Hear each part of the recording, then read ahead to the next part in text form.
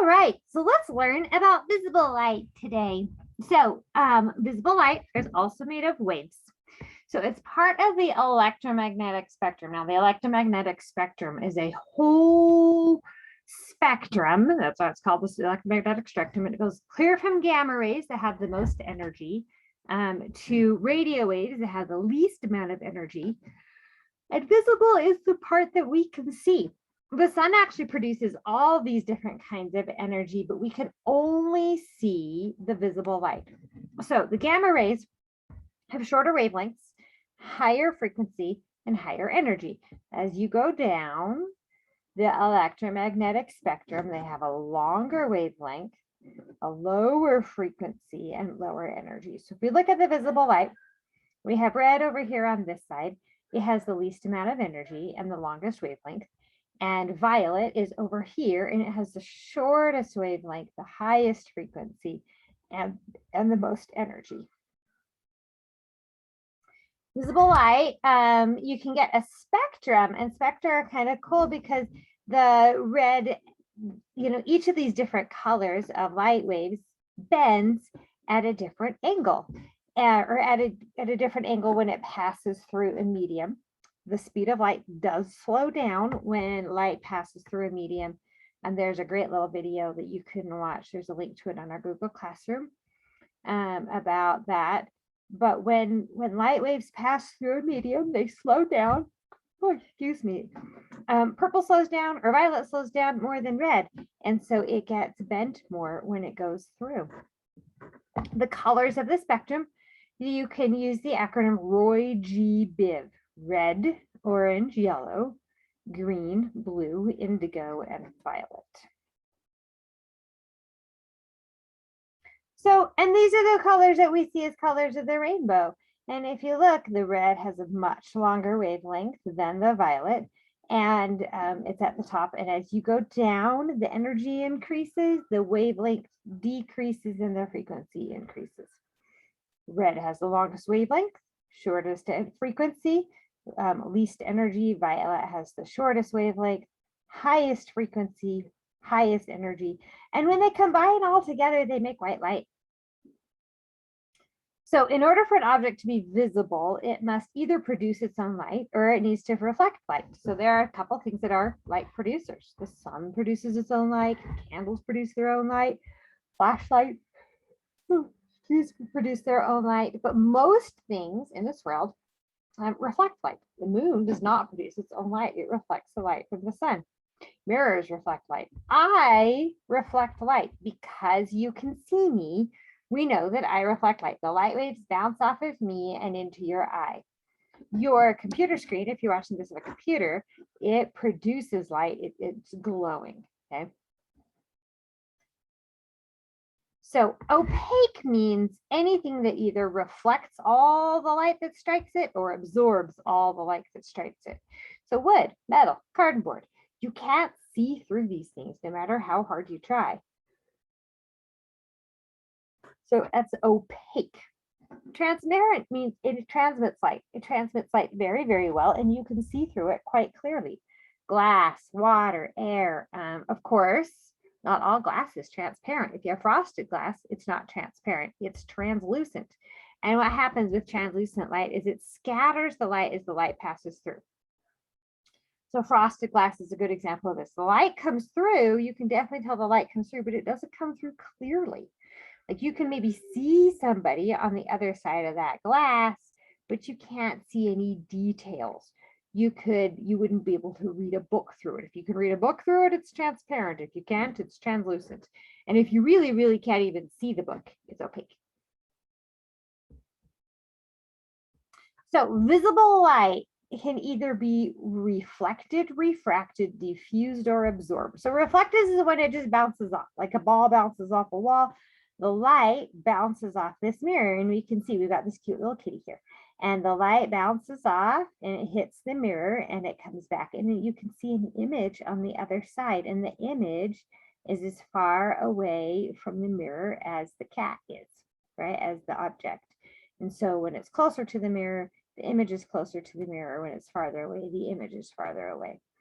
So this is reflected light. Refracted It's a fancy word meaning bent. So reflected is when it bounces off. Refracted is when it gets bent. So you can see this light wave is coming in, it's all parallel, and then it hits this light and it gets bent, and then it hits the air and it bends some more. So anytime light waves go through a different medium, they're going to bend. Diffused means that they're scattered. It doesn't come through cleanly and they kind of go offshoot in different directions. And then absorb, this man's shirt, he's wearing a black shirt, and it absorbs the sunlight. That's why you get more hot wearing a black shirt than wearing a white shirt. It's because the black shirt absorbs so much sunlight and the sunlight bounces off the white shirt a little bit better. Now, because we can see his shirt, we know that some light is bouncing off of it, but not all of it. So reflection occurs when parallel rays of light hit a smooth surface. Doesn't even have to be parallel rays of light, just rays of light hit a smooth surface, and they are all reflected at the same angle. Okay, so the angle of incidence equals the angle of reflection. So we've got the incident ray, we've got this line here, it bounces off and it's going to be reflected off. Diffusion, if you have a bumpy surface, it's not going to be reflected quite perfectly. The angle of incidence is going to equal the angle of reflection still, but they're all going to have different angles of reflection. So they're going to reflect in all these different directions. The water waves are a good example of this. The water would totally reflect the light, and you can see it's reflecting the light, but it's not going to reflect it all in the same direction. The light gets scattered because it just sends it off in all the different directions. Refraction, whenever you have a light wave changing media, so it goes from air through the glass, through the water, back through the glass, back through the air, the speed of the light wave changes and it causes them to bend. How much it bends depends on the index of refraction. Some things have a higher index of refraction and they bend the light waves more. So there are two kinds of wedges. There are converging wedges, which are also called convex because they bulge out like that, kind of like when you're flexing your muscles. A flex is like a convex and it bulges out. And then concave lenses are diverging lenses. They spread the light waves out. Concave, you feel like it's kind of like you've got a shallow cave in there. So convex, concave, convex pushes the light waves closer together. Concave spreads them farther apart.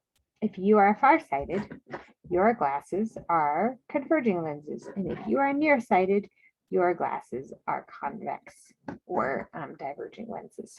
I am nearsighted, so this is what my glasses look like.